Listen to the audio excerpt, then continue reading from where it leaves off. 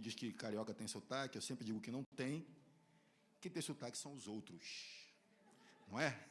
E para mim é uma alegria estar aqui nessa casa nova, né? Nós conhecemos a casa antiga, tivemos a oportunidade de frequentar um pouco lá também, e para nós é uma alegria estarmos aqui e ver que grandes coisas o Senhor está fazendo no nosso meio. Amém? Quem se alegra com isso? Eu me alegro muitíssimo, né? E nos momentos de ofertas e dízimos, eu sempre me pego pensando, né? O que é ser próspero?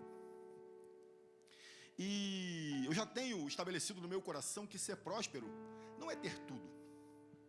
Ser próspero é não ter falta de nada. Sabe por quê? Porque as necessidades humanas são infinitas. Pergunta para a pessoa mais rica se ela não tem um sonho, não tem uma necessidade. Claro que tem. Claro que tem. Mas diante do Senhor, o conceito de prosperidade muda. Diante do Senhor, nada mais nos importa, porque nós já estamos na presença daquilo que preenche tudo. Que o meu e o seu coração nessa noite comece a ser preenchido. Que tudo que já foi ministrado aqui durante o momento de louvor e adoração já tenha preparado a boa terra do teu coração. A palavra de Deus diz que o nosso coração é como uma boa terra, onde o semeador que saiu para semear lança a semente. Que o meu e o seu coração hoje seja achado como uma boa terra. Você crê? Essa é a minha oração. Você que já orou por mim, eu agradeço. Já me sinto devidamente sapecado. E agora vamos ao que o Senhor tem para nós nessa noite. Eu tinha dito para o irmão que nós leríamos a partir do 9, Josué 1 a partir de 9, mas vamos ler a partir do versículo 1, porque a gente não perde o contexto. Amém? O Senhor colocou algo no meu coração para esse momento de primícia. E eu creio que o Senhor, Ele sempre usa esses momentos para nos dar poderosas instruções acerca de tudo que nós iremos passar no ano. Então está assim. Depois da morte de Moisés, servo do Senhor, disse o Senhor a Josué, filho de Num, auxiliar de Moisés: meu servo Moisés está morto. Morreu. Agora, pois, você e todo este povo, prepare-se para atravessar o rio Jordão e entrar na terra que eu estou para dar aos israelitas. Então, aquele povo estava ali preparado para receber algo da parte de Deus. Aquele povo estava ali posicionado, posturado, para que, quem sabe, um pouco mais à frente, um pouquinho mais à frente, herdar tudo aquilo que eles já vinham ouvindo desde tempos antigos. E era aquele momento que estava chegando. E o Senhor seguiu dizendo, como prometia a Moisés: todo lugar onde puserem os pés, eu darei a vocês. Seu território se estenderá do deserto ao Líbano, e do grande rio Eufrates, toda a terra dos hititas, até o mar grande, no oeste. Ninguém conseguirá resistir a você. E ele falando diretamente para Josué. Todos os dias da sua vida. Assim como estive com Moisés, estarei com você. Nunca o deixarei, nunca o abandonarei. Seja forte e corajoso, porque você conduzirá esse povo para herdar a terra que prometi sob juramento aos seus antepassados. Somente seja forte e muito corajoso. Tenha o cuidado de obedecer a toda a lei que o meu servo Moisés lhe ordenou. Não se desvie dela nem para a direita nem para a esquerda, para que você seja bem sucedido por onde quer que andar. Não deixe de falar as palavras deste livro da lei e de meditar nelas de dia e de noite, para que você cumpra fielmente tudo o que nela está escrito. Só então os seus caminhos prosperarão e você será bem sucedido. Não fui eu que lhes ordenei? Seja forte e corajoso. Não se apavore, nem desanime, pois o Senhor, o seu Deus, estará com você por onde você andar. Quem recebe tudo isso aí? Ele falou para Josué, mas é para mim e para você também. E ao longo dessa ministração, eu creio que o Senhor falará muitas coisas que vão ao encontro daquilo que você está expectando para esse ano, que já começou, e nós estamos primiciando ao Senhor, amém? Como eu disse, os cultos de primícias, Deus, ele é especialista em nos dar a visão, nos dar a instrução de tudo que nós precisaremos para passar por esse ano. É interessantíssimo, eu adoro o culto de primícias por isso. Ele nos dá normalmente mantimentos que servirão para nós prepararmos alimento ao longo da jornada. Porque eu penso que a igreja é um lugar de nós recebermos mantimentos. E o lugar de preparar o alimento é em casa. Então eu venho aqui e recebo um montão de mantimentos, um montão de instruções da parte de Deus, um montão de informações que irão me alimentar ao longo da jornada. Eu levo isso para minha casa e faço da minha casa um altar de adoração. Eu levo isso para os meus que estão lá e os instruo com tudo isso que o Senhor tem me dado também, os alimento. Amém? Quem já ouviu que a palavra de Deus é alimento? É alimento. Receba isso no seu coração. Então já saiba de antemão que ninguém vive só com uma refeição por semana, amém? Fica a dica. Mas, como disse o Senhor na parábola do semeador, como eu já citei, é importantíssimo que, como está nos 3 evangélicos sinóticos que têm a mesma visão acerca de um acontecimento, que foi a passagem de Jesus por essa terra, os 3 evangelhos falam algo muito específico na parábola do semeador que diz: é necessário que nós entendamos o que é pregado. Isso está em Mateus 13:19. Já Marcos 4:20 diz que é necessário que nós aceitemos o que é pregado. Na mesma parábola. E em Lucas 8:15 diz que é necessário que nós retenhamos a mensagem do reino. Então, eu e você precisamos entender, aceitar e reter. Eu preciso entender, se eu não entender, nada vai adiantar. Se eu não entender, será no máximo um momento aqui que eu estarei falando um montão de coisa, e quando você sair ali, alguém te perguntar como é que foi o culto, você vai falar: foi uma bênção, nós oramos, nós choramos, foi uma maravilha, o povo veio aqui, cantou, e eu me derramei, mas sobre o que foi pregado? Aí você vai falar: então guarda no seu coração tudo aquilo que o Senhor trouxer sob medida para a sua vida nessa noite, amém? Senão, a palavra vai ser como uma semente inócua, uma semente que não tem serventia, uma semente morta, uma semente estéril. Essa que cai no terreno pedregoso, que cai num terreno arenoso, que cai num lugar onde não germina, onde não dá semente, onde não consegue prosperar. Mas eu declaro de antemão que a palavra ministrada nessa noite encontrará aqui corações dispostos, encontrará corações sedentos, encontrará uma boa terra afofada pela parte do Senhor. E cada um receberá e frutificará a 30, a 60 e a 100 por um, como disse o Senhor Jesus, amém? Então, o Senhor já deu a direção do ano, no tema que foi definido, que fala de semeador e colheita. Interessante eu falar da parábola do semeador, né? Também baseada no livro de Josué, esse mesmo que nós acabamos de ler aqui, que também não é uma coincidência, o Senhor sabe de tudo, né? Nós pensamos que Deus escreve certo por linhas tortas. Não, Deus escreve sempre certo. A gente escreve torto. Ele sempre está certo. Ele nunca erra. A palavra de Deus é inerrante. Ela não pode errar. A gente que entende errado, a gente que interpreta errado e às vezes até torce a palavra para ela se encaixar na nossa realidade ou aquilo que a gente quer que ela seja. Mas a palavra de Deus, ela é a palavra. Ela é a convicção. Ela é a certeza de que tudo que está escrito acontece em nossas vidas se nós crermos, amém? Então, esse tema traz para nós várias mensagens que começaram a ser pregadas aqui a partir do dia 1º, né? Hoje é o dia 4, quarta mensagem, são 7, né? São 7 mensagens que eu creio da parte de Deus, que dela serão extraídas poderosíssimas instruções para que nós possamos percorrer esse ano inteiro. E os objetivos serão muito bem alicerçados nesse lindo e bastante responsável tema que foi estabelecido da parte de Deus no coração da liderança dessa casa. E o tema que eu trago hoje especificamente é: assuma responsabilidade.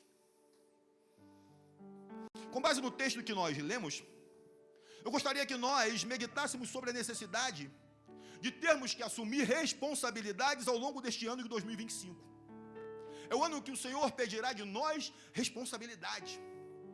É o ano que nós seremos trazidos a um entendimento do que Deus espera de nós. Sim, porque como nós vemos, Deus demonstrou isso de Josué, demandou isso da parte dele, quando informou aquele rapaz que o seu mestre Moisés havia morrido. Então, uma vez que ele estava morto, a bola estava com Josué. É como se Deus chegasse para ele e falasse: aí, filhão, teu mestre babou, morreu. Deu ruim para ele, empacotou, e a bola está contigo. A partir de agora, você tem a responsabilidade que começou com ele, que por sua vez começou nos antepassados dele, e agora a bola está contigo. Essa responsabilidade está sobre os seus ombros. E nisso, Deus diz para ele: seja forte e corajoso, porque você vai precisar conduzir esse povo para herdar algo que já foi prometido, algo muito esperado. Então, essa responsabilidade não é pequena. Fala para o irmão assim: a responsabilidade não é pequena. Então eu te pergunto, o que Deus prometeu que você vai herdar neste ano? O que você já recebeu no seu coração desde o dia primeiro, desde a primeira ministração que houve aqui? O que o Senhor já falou que você vai receber neste ano, da parte dele? O que ele prometeu como promessa a você e a sua casa? Veja que eu não me refiro necessariamente a um território do tamanho da terra prometida, mas quem sabe Deus já tenha falado contigo coisas que para mim podem até ser simples, mas para você são muito importantes. Quem sabe se você me disser: poxa, pastor, Deus me falou isso, eu falo: poxa, mas isso é tão simples. Não, pastor, você não tem noção de como isso é importante para mim. E eu respeito tudo isso. Mas para você, pode ser algo tão valoroso que você até se assustou. Mas eu digo, assim como o Senhor falou para Josué: não tema, seja forte e corajoso. Quem sabe você já espera por isso há algum tempo. Então, hoje o Senhor está aqui para te dizer que chegou a hora. Mas seja forte e corajoso. Esse é o momento, mas seja forte e corajoso. Sim, porque as coisas de Deus sempre irão demandar uma postura dos seus filhos. Porque Deus não costuma responder perguntas, Ele responde respostas. Como você responde àquilo que Ele espera de você? Como você corresponde àquilo que Deus espera de você? E então Ele agirá em cima disso. E não será diferente nem comigo nem contigo, se nós formos responsáveis ao ponto de corresponder àquilo que o Senhor espera de nós. Você está me entendendo? Quando Deus disse para Josué ser forte, Ele estava informando que não seria fácil tomar posse da promessa. Porque Deus não nos engana, o próprio Jesus disse: no mundo tereis aflições.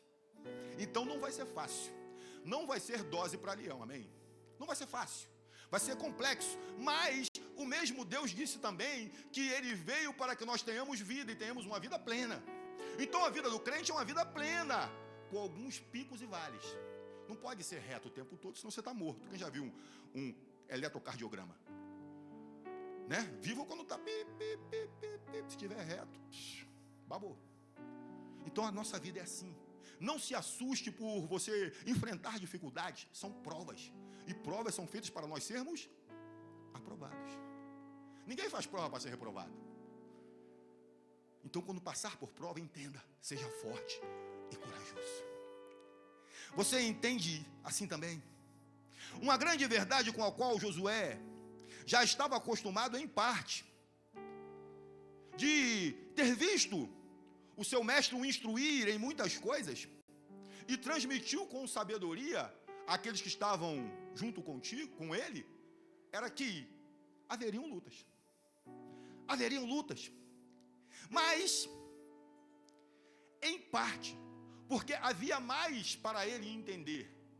Porque, de verdade, ele só conseguiu aprender com Moisés uma parte. Porque tudo aquilo que nós iremos conquistar sempre irá requerer luta, batalhas e guerras. E eu vou te mostrar isso.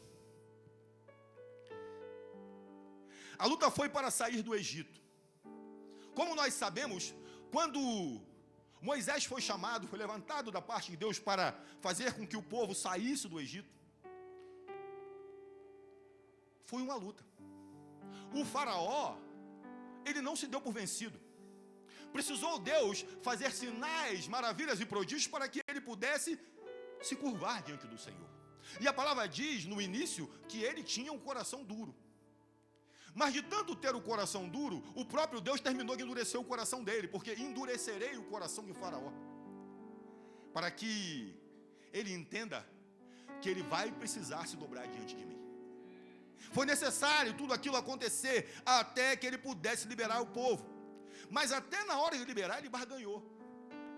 E ele falou, ele tentou fazer 4 barganhas com Moisés e o povo antes deles saírem. A primeira barganha que ele tentou fazer foi: vão, mas não saiam do país. Êxodo 8:25. Nós sabemos que o Egito representa o mundo, sim ou não? Quantas vezes o inimigo tenta falar comigo e contigo: pode ir, mas fica por aqui. Diz que é crente, mas não vai para muito longe não. Depois de ter sido um pouco mais espremido, ele fez a segunda tentativa de barganha: vão, mas não se afastem muito. Êxodo 8:28. Tá bom, se você quer sair aqui do nosso território, beleza, mas não vai muito longe não, porque quem sabe você se arrepende e volta. O mundo tenta fazer isso comigo e contigo. Terceira barganha: vão, mas os familiares ficam. Êxodo 10:9. Você pode se converter, você pode ser crente, mas os seus filhos, os seus pais, a sua esposa não. E finalmente, a quarta e última barganha que ele tenta, em Êxodo 10:24: vão, mas deixe os seus bens aqui no Egito. Isso fala para mim e para você que o inimigo vai ficar o tempo todo tentando fazer com que a gente permaneça crente, mas gaste nossos dinheiro lá no mundo.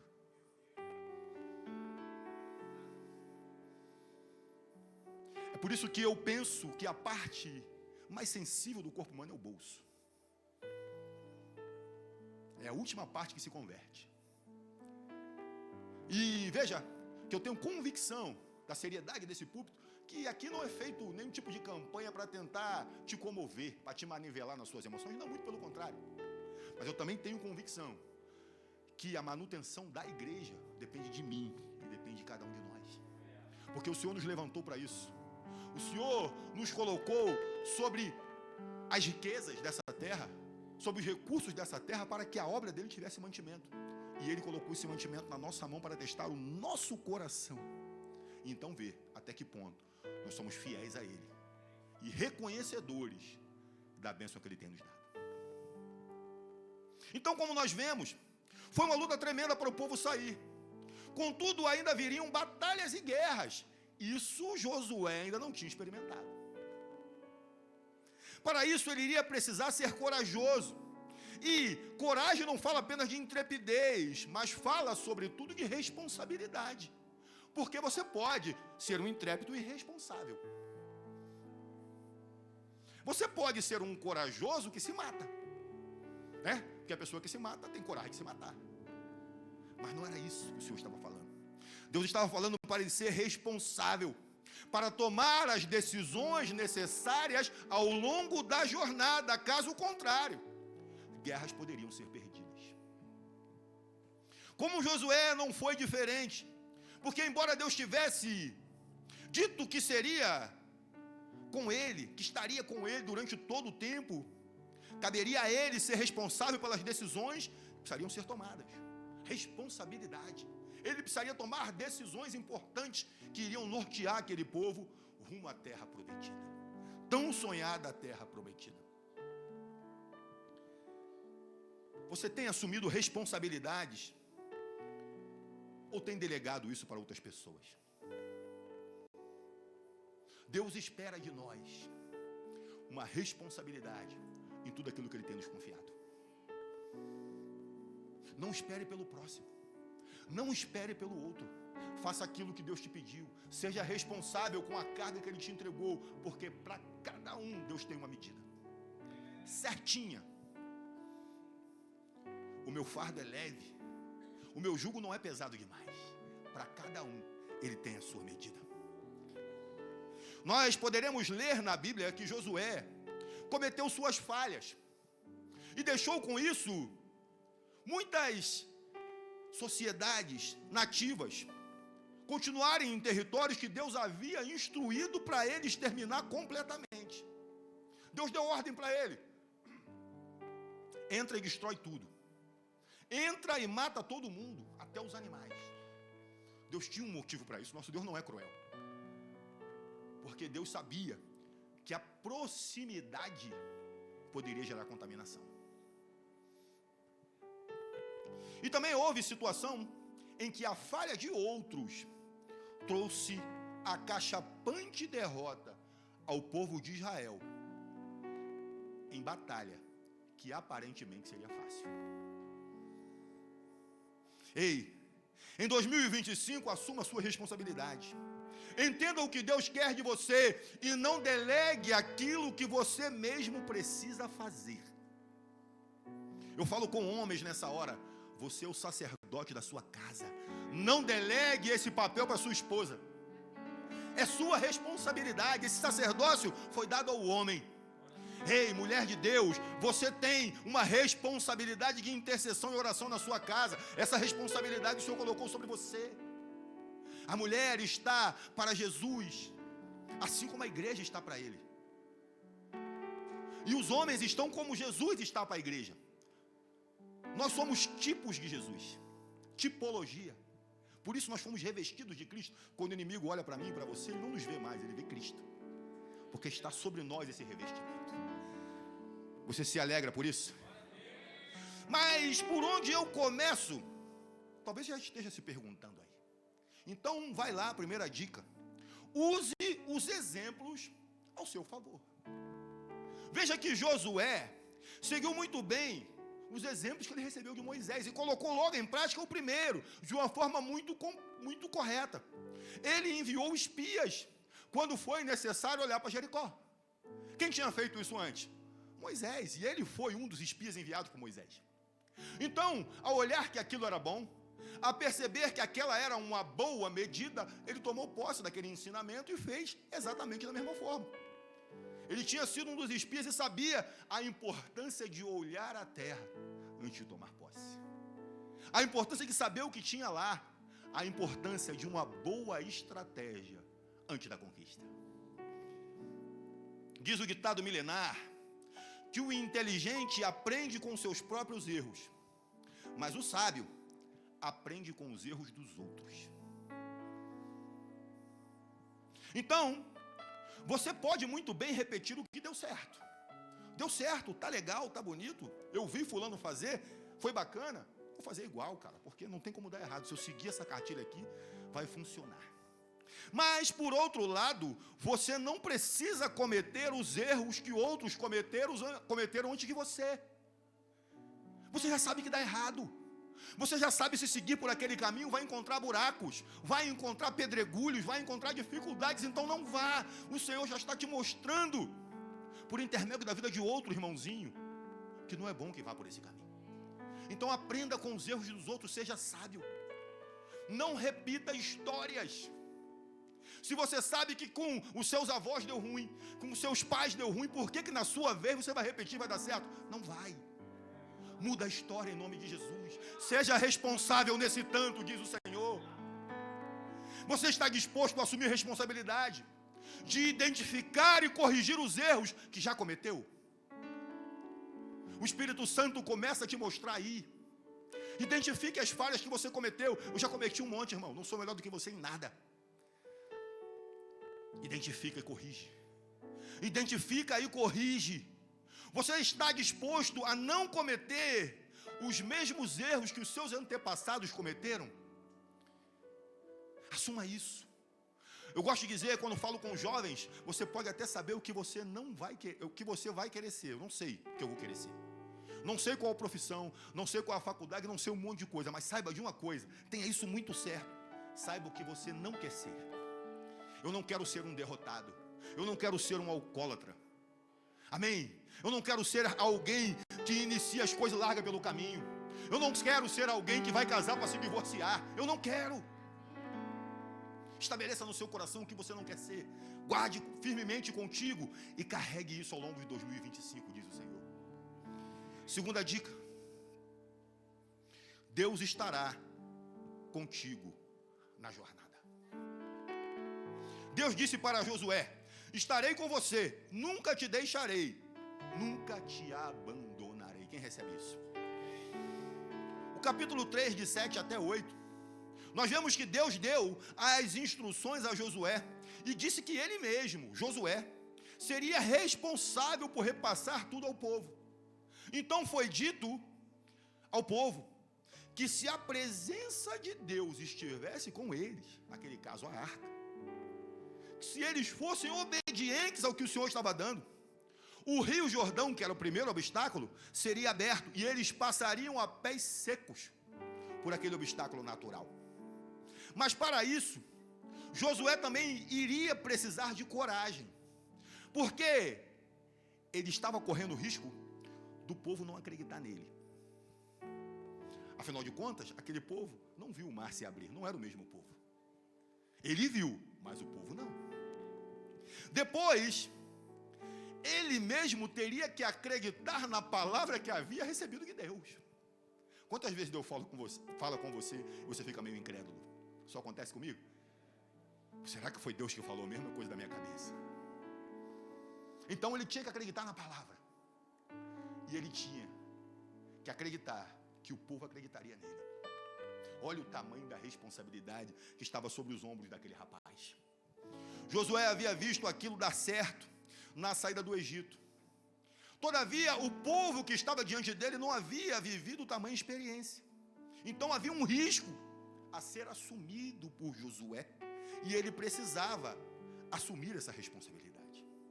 Ei, até que ponto você está disposto a guiar um povo a partir das suas próprias experiências espirituais? Se é que você as tem. Porque eu posso muito bem querer me valer da experiência dos outros, mas o Senhor me chama e te chama a termos as nossas próprias experiências com Ele.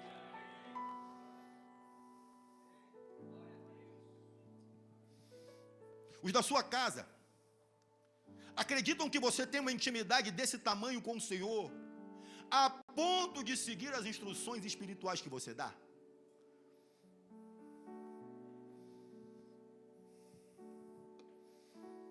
A palavra nos informa que do outro lado do rio Jordão estavam 7 povos.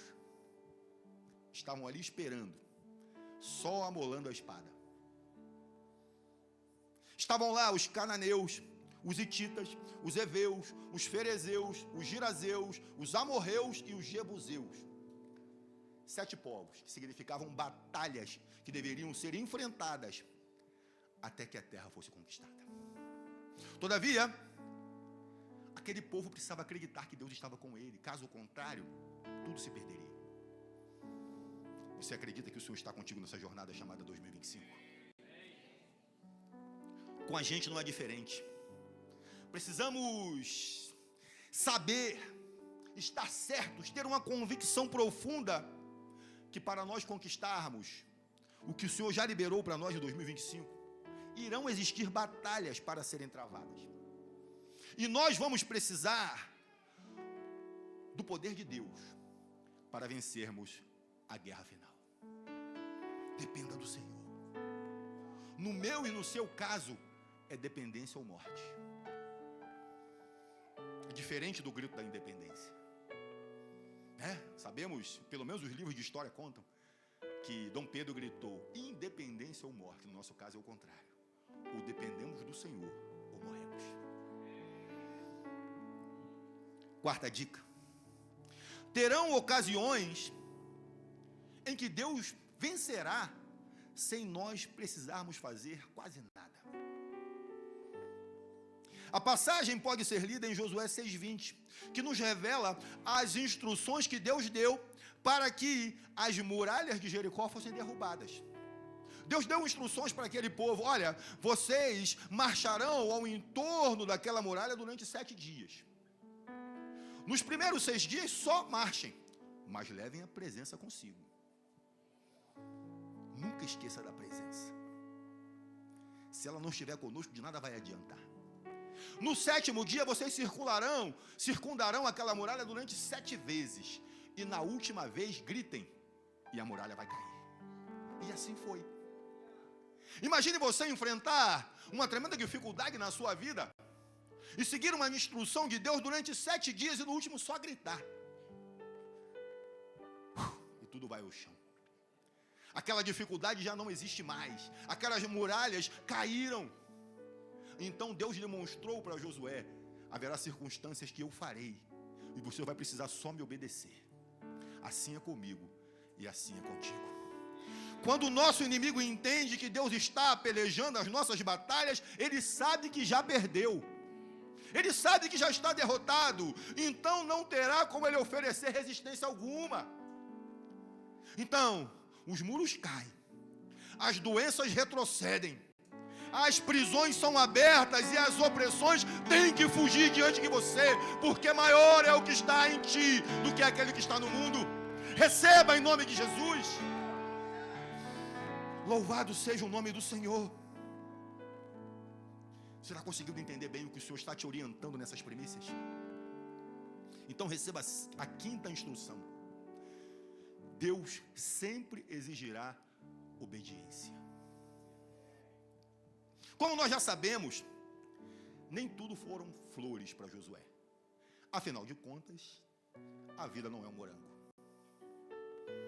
Não é. Josué teve batalhas que ele amargou derrota. E foi derrota cachapante, como eu já disse. Para ensinar a ele e ao povo o que é fidelidade, o que é obediência. Em Josué 6, 18 e 19, nós também podemos verificar que ele próprio, Josué, deu instruções muito claras aos seus homens da parte de Deus. Deus instruiu a ele e repassou aqueles homens. Ele disse que os homens não poderiam se apossar de objetos consagrados. Vocês irão lá, eu vou derrubar a muralha, vocês irão vencer, entrarão em Jericó, mas não se apossem de nada que é consagrado. Nada vocês podem levar. Contudo, um homem chamado Acã foi seduzido pela cobiça e se apossou de alguns objetos proibidos. Colocou a mão aonde não devia. No capítulo 7, nós vemos isso.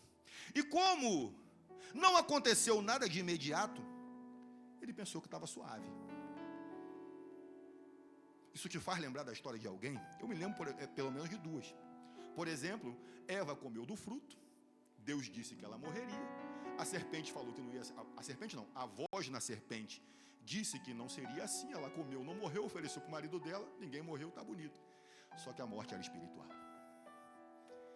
Enquanto Deus não falou de pecado, ele não falou de morte na criação. Ele só falou de morte quando ele vinculou o pecado. Outro que vacilou e parecia que a vida ficou suave foi Davi. Davi cobiçou, adulterou, enganou e matou, mas achou que estava tudo bem até aparecer Natã, enviado da parte de Deus. Então, muitas vezes o inimigo despertará em nós cobiça. E se nós cedermos, aparentemente vai ficar tudo bem. Mas aquele mesmo que facilita para a gente cair, é o mesmo que no dia seguinte expõe tudo nas redes sociais. A palavra diz que nada ficará em oculto debaixo do céu. Então veio a batalha de Ai. Fala assim, ai, ai, ai. E a batalha contra Ai, Josué, mais uma vez se valendo da sua boa experiência, enviou espias, tudo certo. Mandou os espias e tudo mais. E aqueles espias vieram todo ensimesmados, cheios de pompa e circunstância, com o peito lá no alto. Josué, melzinho na chupeta. Jericó, o próprio Deus derrubou a muralha. Um montão de soldado lá dentro, cortamos a cabeça de todo mundo, foi uma maravilha. Então lá, não precisa mandar muita gente, não, manda só 3.000 homens, resolve tudo, rapidão. E Josué se deixou levar por aquela informação. A palavra diz que ele enviou os 3.000 homens, que precisaram sair de lá corridos. Foram humilhados, e alguns até morreram. Por quê? Porque eles estavam sujos de pecado. Eles estavam sujos de desobediência. E Deus já havia dito que se, no meio deles, algo de estranho, algo de proibido estivesse, eles iriam amargar derrotas, só que não deram ouvidos às instruções. Tamanha presunção, tamanha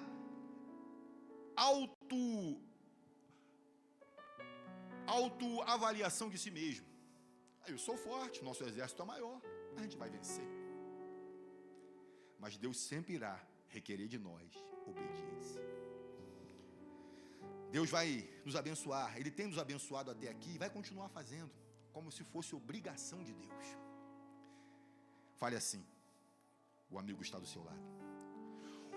O primeiro pior erro numa guerra é subestimar o adversário. O segundo pior erro é superestimar a si mesmo. Quando eu superestimo a mim mesmo, eu deixo de depender de Deus. Quando eu subestimo o meu adversário, eu esqueço que estou numa guerra. E deixa eu te falar uma coisa, você está numa guerra. Há uma guerra espiritual sendo militada nesse momento. Alguns aqui estão com dificuldade de entender. Outros não estão conseguindo se concentrar, porque aqui, no mundo espiritual, está sendo batalhado algo tremendo. Há uma guerra. E se você não atinar que está no meio de uma guerra, meu querido, você já perdeu. Que o Senhor hoje te dê essa consciência. Nós estamos no meio de uma batalha, mas o nosso general, que é Cristo, não conhece derrota. Creia nele, permaneça nele, ele não sabe o que é perder. Fixe os seus olhos nele. Obedeça as instruções do general e você será bem sucedido. E a Bíblia relata o que aconteceu. Josué 7, 4 e 5. Por isso, cerca de 3 mil homens atacaram a cidade de Ai. Mas os homens de Ai os puseram em fuga, colocou todo mundo para correr. Chegando a matar 36 deles. Eles perseguiram os israelitas desde a porta da cidade até Sabarim. E os feriram na descida. Diante disso, o povo desanimou completamente. Não brinco mais. Não é possível. O Deus que me ajudou ali não vai me ajudar aqui. Ei, o erro não está com Deus, estava com o povo. Josué rasgou as suas vestes e foi buscar uma resposta de Deus, porque queria saber o que tinha acontecido de errado, ao ponto de questionar ao próprio Deus, perguntando por que Deus fez o povo atravessar o rio se era para morrer. Deus, por que não deixou a gente lá de cá do Jordão? Para que fez o povo atravessar? É para morrer? É para nos humilhar? E aí Deus tomou um café amargo com ele e falou assim: cara, o erro está em vocês. Lembra da minha instrução? Para de graça. Eu imagino Deus falando com ele: que show da Xuxa é esse? Por que você está assim tão exaltadinho? Lembra do que eu te instruí? Lembra do que eu falei para você? Levanta aí, filhão. Levanta aí. Você pecou e precisa assumir a sua responsabilidade para limpar a sujeira que foi feita. Vamos ser chamados a limpar a sujeira. Não vai ter jeito. Não vai ter jeito. O povo violou a aliança que eu lhes ordenei, disse o Senhor. Apossou-se de coisas consagradas, roubou-as, escondeu-as e as colocou junto aos seus próprios bens. Por isso, vocês estão perdendo as batalhas. E pior, eu não estarei mais com vocês, a menos que alguém assuma a responsabilidade e destrua o que tiver que ser destruído. Alguém tem que assumir a responsabilidade, filhão. Não tem jeito. Não vai ter jeito. E você sabia que Deus anda no meio do arraial para te dar a vitória? Olha o que está escrito. E Ele não gosta de ver coisas desagradáveis dentro do meu e do seu arraial. Deuteronômio 23, 14. Na Almeida corrigida, revisada e fiel, diz assim: porquanto o Senhor teu Deus anda no meio do teu arraial para te livrar e te entregar a ti os teus inimigos. Então é para te dar vitória, sim ou não? Pelo que o teu arraial será santo, então o teu arraial tem que ter santidade, para que ele não veja coisa feia em ti e se aparte de ti. O que é o meu arraial e o seu arraial? É a nossa casa. Lá onde a gente entra depois que sai de um culto igual a esse. Você já pensou que talvez as derrotas que você vem sofrendo podem estar vinculadas ao que você tem mantido dentro da sua casa? Eu não sei o que é, mas quem sabe exista dentro da sua casa algo que possa ter sido adquirido de forma incorreta. Algo que, quem sabe, atente à moral e os bons costumes. Quem sabe dentro da tua casa, você ou alguém da sua casa esteja assistindo o que não deve, ouvindo o que não deve. E exatamente naquela hora que o Senhor vem passar para te dar a vitória, Ele vê coisa feia dentro, na sua casa, no seu arraial. E Ele fala, não vou passar. E Nick, fala assim, Nick que Ele não passa, você perde. É exatamente naquela hora que Ele vem, vê coisas feias no meio do teu arraial, e Ele simplesmente não passa, e não te dá vitória. E você abre brechas para que o inimigo prevaleça contra você e a sua casa. Quem sabe a desobediência seja essa brecha. Pois no episódio de Jonas, quem conhece a história de Jonas? Nós sabemos, nós lemos que ele entrou no navio para fugir de Deus indo para Tarsis, ao invés de ir para Nínive. Deus deu uma ordem muito clara: vá ao povo de Nínive e pregue contra eles. Ele falou, não vou, porque o Senhor é misericordioso, aquele povo não vale nada, aquele povo não produz nada, aquele povo rouba de todo mundo, e eu sei que se eu for lá e pregar vão se arrepender, e o Senhor vai salvar todo mundo, então não vou. E ele tentou fugir de Deus, ele foi um desobediente. E ele entrou, a palavra diz que ele entrou num navio. O navio era de quem? De um comandante. Ele tinha permissão para entrar no navio? Tinha, ele comprou um bilhete e se escondeu lá embaixo, no porão. Navio zarpou, tudo bonito, maravilhoso, todo mundo organizado, carga bem amarrada, né, para não haver avaria grossa, tudo bonito. Quando chegou no alto mar, fala assim, Nick chegou no alto mar, o mar veio ter uma conversa com o comandante, porque dentro do navio havia um desobediente. E enquanto o desobediente não fosse descoberto e tirado do navio, o mar não ia cessar. E corria o risco de todo mundo pagar o pato. Você está me entendendo? Quando houver um desobediente dentro da sua casa, enquanto houver um desobediente no teu ministério, enquanto houver um desobediente perto de você, você corre o risco de pagar o pato. Embora não tenha feito nada, Senhor, mas eu simplesmente sou o dono do navio, eu simplesmente vendi uma passagem de maneira lícita, ele era um passageiro como outro qualquer, mas ele era um desobediente, está trazendo desobediência para dentro do teu barco, por isso o seu barco vai para o fundo. E a palavra diz que carga se perdeu, tiveram que lançar a carga ao mar, até que o desobediente foi descoberto, lançado ao mar, e a palavra diz que houve calmaria. Ou você encontra o desobediente, ou você localiza onde está o problema, ou todo mundo vai sofrer as consequências. Você está disposto a ser responsável por identificar onde está o problema?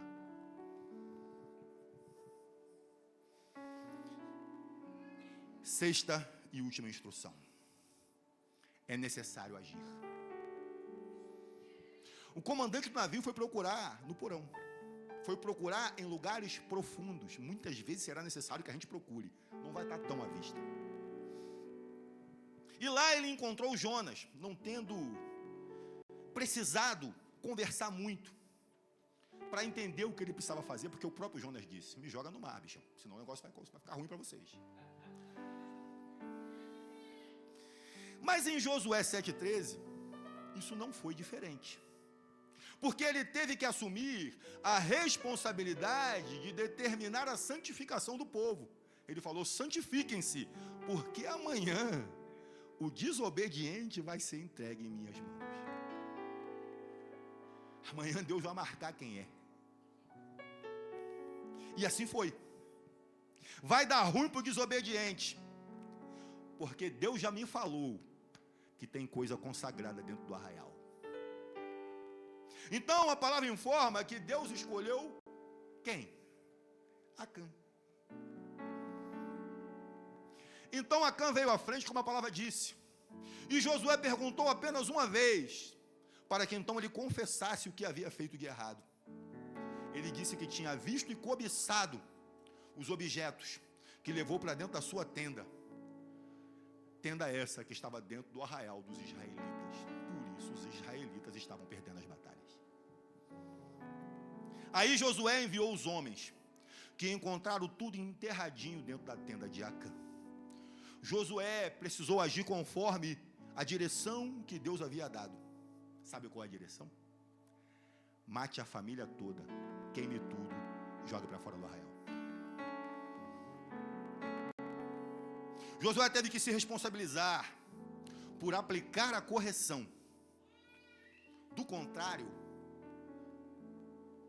as derrotas não se apartariam do povo de Israel.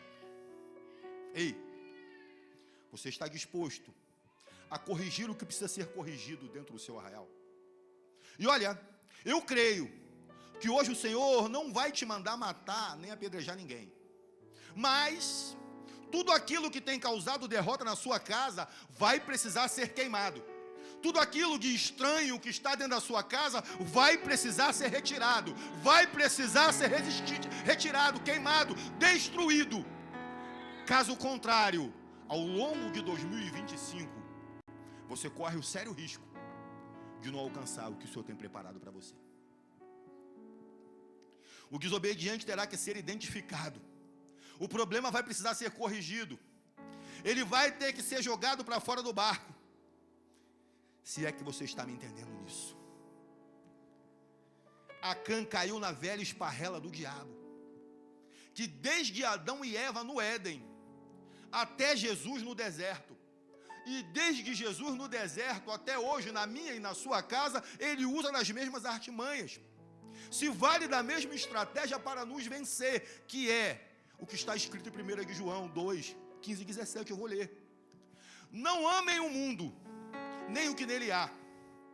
Se alguém amar o mundo, o amor do Pai não está nele. Pois tudo o que há no mundo, repita comigo, a cobiça da carne, a cobiça dos olhos e a ostentação dos bens, não provém do Pai, mas do mundo. O mundo e a sua cobiça passam, mas aquele que faz a vontade de Deus permanece para sempre.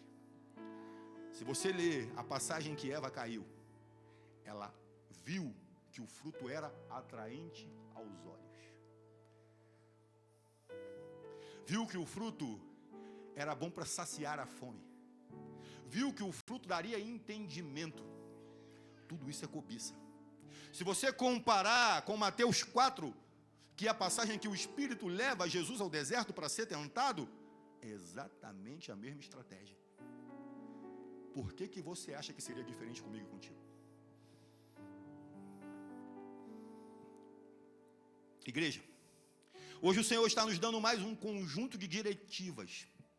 Essas que precisarão ser entendidas, aceitas e retidas no coração, para serem praticadas ao longo de 2025. É o que o Senhor espera de nós, é o que Ele nos pede hoje. Então, assim como Ele mesmo prometeu a Josué, ninguém poderá te resistir, pois o teu lar será encontrado um lugar de responsabilidade perante o Senhor. O seu lar será um lugar encontrado de santidade diante do Senhor. Aí você poderá dizer, a plenos pulmões, como Josué disse, eu e a minha casa servimos ao Senhor. Aleluia! Você se alegra com isso? Então se ponha de pé alegremente. Oh!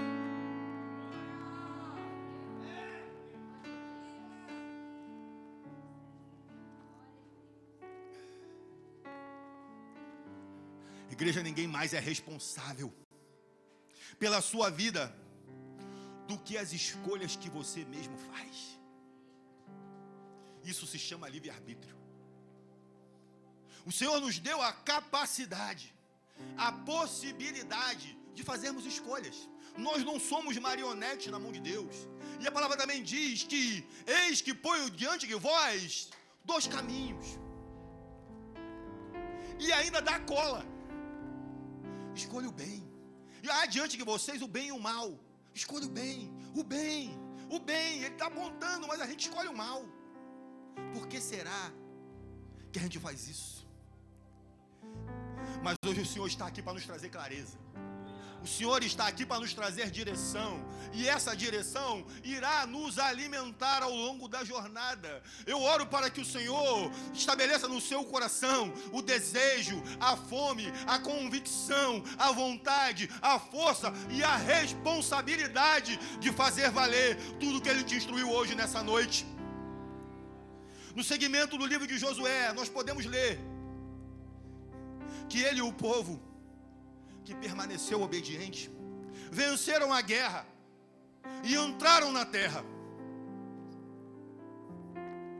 Então, você e quem permanecer contigo nessa jornada chamada 2025 vai precisar assumir a responsabilidade, e lá no final você também poderá dizer: Ebenezer, até aqui me ajudou o Senhor. Queridos, nós iremos entoar aqui uma música, iremos cantar, louvar ao Senhor. E enquanto isso é feito, eu te oriento, eu te recomendo a fazer uma autoanálise. Que o Espírito Santo vá revelando ao seu coração aquilo que você precisa pôr em prática. A partir de quando, pastor? A partir de já. E à medida que ele for te tocando, você tem liberdade para sair do seu lugar e vir aqui à frente e fazer esse voto com o Senhor. Senhor, eu faço esse voto contigo. Esse voto simples, mas profundo. Esse voto simples, mas muito solene, de que neste ano eu irei obedecer às suas diretivas e serei responsável em praticar no meu arraial. Vamos louvar o Senhor. Aleluia.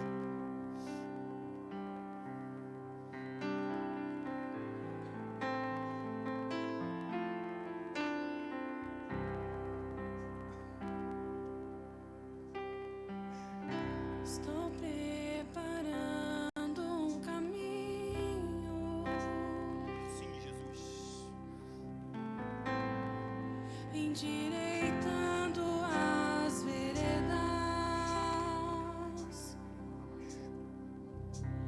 e cada vez mais diminuindo